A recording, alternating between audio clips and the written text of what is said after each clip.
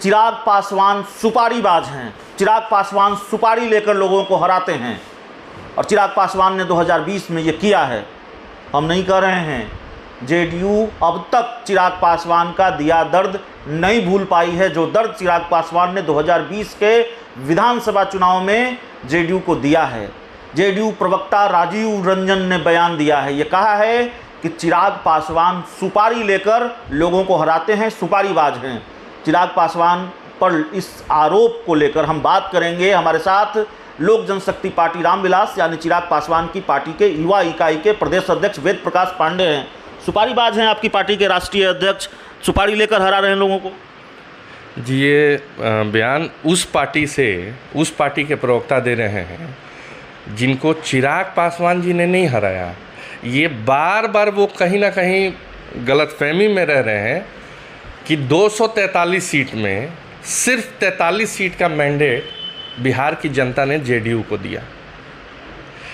ये जो प्रपंच फैला रहे हैं हमारे नेता आदरणीय चिराग पासवान जी के खिलाफ, भाई 2020 में चुनाव हुआ, हम बिना किसी गठबंधन में जा कर के चुनाव लड़े, अकेले अपने दम पे चुनाव लड़े और उस परिस्थितियों में चुनाव लड़े जब हमारे संस्थापक स्वर्गीय रामविलास पासवान जी का देहांत हो गया था।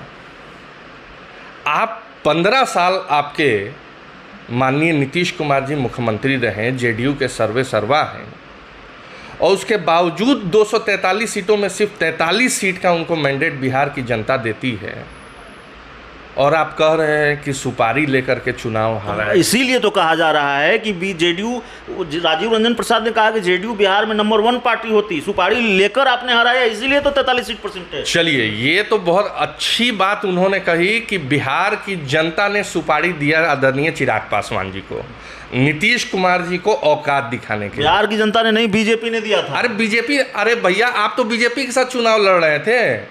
आज क्या आपको तेजस्वी यादव जी सुपारी दिए हैं बीजेपी के खिलाफ?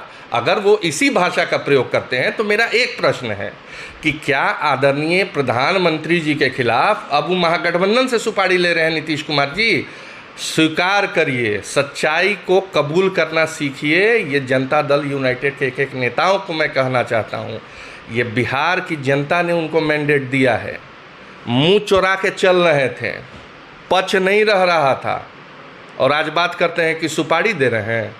अरे अभी बिहार में देखिए जिस तरीके का बाढ़ आया है, भयावह स्थिति है। किसान घर छोड़ करके, गाय गरू लेकर के आशियाना खोज रहे हैं कि कहाँ रहें। हाईवे पे लोग बसेरा बना करके रह रहे हैं। अब माननीय मुख्यमंत्री गए हैं कहाँ? तो विपक्ष को एकजुट कर रहे हैं, सब नेता तो मिल रहे हैं। यही समय था, इसी बिहार से ना अगले चुनाव का शंखनाद करेंगे माननीय मुख्यमंत्री। और जब बिहार के लोगों को जरूरत पड़ती है तो निकल जाते हैं। वो तो कह रहे हैं, जेडीयू कह रही है बिहार में दिखा है, देश में दिखेगा, भारत में दिखेगा। काहे के लिए शर्मिंदा करवाइएगा देश में दिखा के? बिहार का तो लोटिया डुबा दिए आप लोग, अब देश में चले हैं डुबाने। नहीं संभव होगा, 7 जन्म में नहीं संभव होगा।